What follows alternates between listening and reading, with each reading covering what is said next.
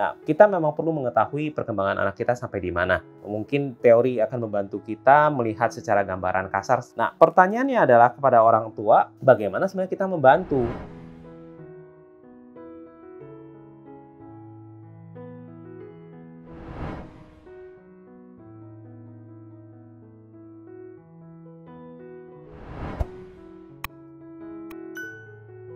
Halo TBF Parents. Nah, kembali saya akan menceritakan bagaimana membuat belajar itu menyenangkan untuk anak. Salah satunya adalah dengan kita mengenali perkembangannya anak itu sendiri. Kita perlu tahu, kita mungkin tidak perlu terlalu banyak teori. Hari ini saya tetap menggunakan ada satu teori dari Piaget, teori perkembangan kognitif. Tapi saya akan mencoba menjelaskan dengan hal yang lebih praktikal ya. Nah, kita memang perlu mengetahui perkembangan anak kita sampai di mana. Mungkin teori akan membantu kita melihat secara gambaran kasar seperti apa, tetapi bukan berarti kita tidak boleh tahu anak kita seperti apa. Dan kita justru perlu tahu.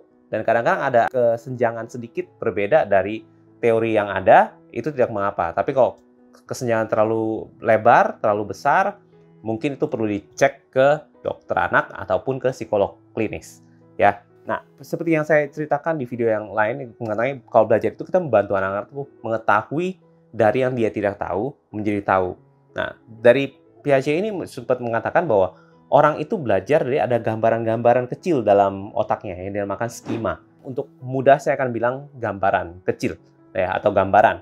Nah, seperti kalau misalnya kita mau memperkenalkan nih ya, makanan misalnya makanan soto ya kepada orang-orang yang belum pernah makan soto. Tentunya kita akan memberikan gambaran yang sesuai dengan orang itu tahu. Kalau misalnya orang itu tahu sop, ya kita akan bilang nih, sop. Ya, ini seperti sop, ada misalnya ini soto ayam ya, ada daging ayam. Nah, ini yang memberikan gambaran kepada para orang yang belum tahu menjadi tahu, termasuk anak-anak. Dan anak-anak itu dalam tahap pertumbuhan Piaget itu dimulai dari sensori, yaitu dimulai dari tangan, dari hal-hal yang dia sentuh, hal-hal yang dia lihat, hal-hal yang dia dengar dan cium, dan semua indera, ya indera perabaan. Bagaimana kita membantu mereka untuk bisa tahu dari yang belum tahu? Pertama adalah dengan kita tidak banyak melarang, khususnya kalau untuk anak-anak yang sekitar bayi sampai sekitar 2 tahunan gitu ya. Nah, di mana anak-anak itu kan sering sentuh-sentuh. Nah, ini kita perlu memberikan izin dan tentu dengan kita jaga dengan baik. Pada saat kita memberi izin, kita akan melihat, kita menjaga mereka, dan disitulah mereka sebenarnya belajar. Dan semakin mereka belajar dengan eksplorasi mereka, semakin banyak mereka tahu tentang dunia ini seperti apa. Lalu kitanya sendiri sebagai orang tua juga mencoba mengurangi kata jangan, kata tidak boleh, karena itu adalah termasuk sebuah stres atau sebuah ketakutan. Nah, di video yang lain saya juga jelaskan bahwa hal-hal yang menghalangi belajar itu salah satunya adalah ketakutan, kecemasan. Nah, mungkin kata-kata jangan itu bisa membuat kecemasan kepada anak. Nah, pada saat anak itu sudah mulai bertumbuh dan dia sudah mulai di atas 2 tahun, dia sudah mulai terekspos dengan dunia, dia sudah mulai bisa berbicara dengan lebih lancar gitu ya, dan anak-anak itu sudah mulai mengerti simbol. Kita mungkin sudah mengajarkan kepada anak-anak, kalau dia kecil masih tunjuk-tunjuk aja barang dan dia belum bisa menyebutkan barang-barang tertentu, dan kita sudah bisa mengajarkan, oh ini namanya apel, buah apel, ini namanya jeruk ya, buah jeruk ya nanti, dan ada berbagai hal, dan kita bisa mengajarkan ini yang namanya binatang anjing, ini yang namanya binatang kucing, sama-sama berkaki 4 dan berekor tetapi berbeda ya, ini juga bisa diajarkan. Nah, ini anak-anak itu pada saat umur segini dapat menangkap itu ya, dan sudah bisa mengetahui. Nah, karena rentangnya cukup panjang 2-7 tahun, berarti ini juga rentang di mana anak-anak sudah mulai mengenali huruf-huruf. Jadi itu juga termasuk simbol bagi mereka. Angka-angka itu juga dilihat sebagai simbol. Dan mereka sudah mulai bisa menyambungkan secara logik bahwa oh, ini adalah sebuah kata.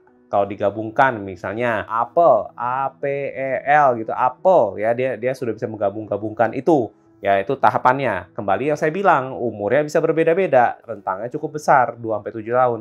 Ada yang memang lebih awal, ada yang memang agak lebih akhir. Again, jangan banding-bandingkan dengan anak tetangga atau teman sekelasnya anak. Tapi anak itu gimana? Kalau dia bisa bertumbuh dari tadinya cuma bisa baca ape, terus nanti dia apel, gitu ya. Oke lah, bersyukur. Ya. Tapi kalau misalnya anaknya stuck, itu yang perlu Bapak Ibu khawatirkan. Ya. Jangan terlalu buru-buru langsung semuanya, wah perlu yang pertama. Tidak perlu. Lalu setelah dilanjutkan, anak itu akan belajar mengenai sekolah yang formal ya pada umumnya, pada umur 7-12 tahun, di mana itu akan dinamakan concrete operational kalau di Piaget. Nah, di situ anak-anak akan belajar bagaimana mengetahui hal-hal yang lebih logis, ada urutan-urutannya. Dan anak-anak diajarkan tentang perubahan bentuk, kuantitas, matematika, semua itu kan sudah semakin berat ya. Dan ini anak-anak belajar bukan hanya tentang apa, ya barang apa, ini apa, tapi juga bagaimana menggunakan ini ya. Di tahapan ini ada kemungkinan belum banyak ditanyakan pertanyaan yang filosofis seperti mengapa, karena memang di usia SD itu secara otak perkembangannya itu anak-anak baru bisa mengetahui berkenaan dengan yang seperti kata-kata yang operasional, jadi yang benar-benar fisik praktis yang ada di depan mata. Nah, kalau misalnya ini dilebihkan bisa nggak? Bisa kemungkinan, tapi agak maksa. Nah, ingat-ingat aja kalau misalnya kita melakukan sesuatu agak dilebihkan, ada kemungkinan nanti mesinnya rusak, which is mungkin anaknya mungkin dia merasa kok ini belajar begitu berlebihan gitu misalnya ya. Nah, lalu setelah itu baru anaknya kalau sudah menginjak usia SMP ke atas, baru anaknya bisa diajak berdiskusi tentang hal-hal yang lebih abstrak. Nah, ini dinamakan sebagai formal operation dari Piaget. Nah, di sini anak-anak sudah belajar hal-hal yang mungkin pertanyaan filosofis, bisa ditanyakan mengapa, belajar tentang agama bisa lebih mendalam, dan dia bisa mendalami secara pribadi. Nah, itu semua sudah mulai di usia SMP ke atas. Dan di sini juga anak-anak itu sudah mulai bisa menuliskan argumen-argumen pribadi yang lebih mendalam berkenaan dengan pertanyaan-pertanyaan yang ada di sekolah ataupun di kehidupan, dan itu murni pendapat pribadinya yang keluar.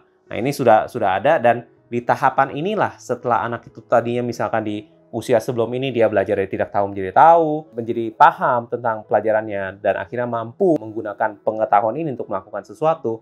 Nah, di sini itu semua pengetahuan itu sudah menjadi lebih mengkristal, dan dia bisa tidak hanya menggunakan, tapi bisa mengkritisi apa yang dia lakukan. Nah, ini sudah di tahapan formal operation, jadi di usia SMP ke atas. Nah, pertanyaannya adalah kepada orang tua, bagaimana sebenarnya kita membantu? Pertama adalah orang tua kenali ya tahap perkembangan ini mungkin secara umum saja untuk mengetahui bahwa oh memang anak itu perlu belajar dari sensorinya.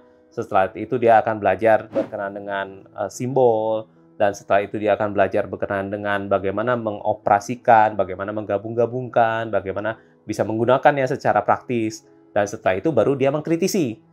Jangan dibalik, anak itu perlu mengkritisi dulu. Nah, mungkin ada orang tua yang mengatakan, oh anak saya umur 2 tahun dikit-dikit tanya mengapa, apa ini, kenapa itu, gitu ya. Ya, itu memang tahapan di mana mereka cukup kritis, tapi itu bukan pertanyaan filosofis mengapa yang mendalam, ya, tetapi itu adalah sebenarnya pertanyaan apa yang mereka mungkin pakainya masih ketukar antara apa, mengapa, bagaimana. Mereka mungkin belum begitu fasih di usia itu. Tapi itu sebenarnya apa. Mereka mau mengetahui yang ada di depan mata mereka itu apa. Nah, dijawab aja, tidak perlu terlalu dipikirkan atau tidak mau dijawab ya. Nah, orang tua bisa membantu. Pertama tadi mengenal dengan tahapan perkembangannya, dan setiap anak yang berbeda, tidak perlu dibanding-bandingkan. Kedua adalah bagaimana orang tua membantu menjembatani tadi yang saya katakan dengan scaffolding seperti stagger gitu ya. Dari anak yang itu tidak tahu menjadi tahu, lalu setelah itu menjadi paham dan bisa memakai kemampuannya dari pengetahuan tersebut yang dari belajar. Dan kita nanti berikutnya baru akan lama-lama belajar mengkritisi diri sendiri dan mengapa. Ya. Oke, semoga video ini dapat membantu orang tua tanam benih untuk dapat sama-sama belajar bagaimana membantu anak untuk bisa belajar lebih menyenangkan.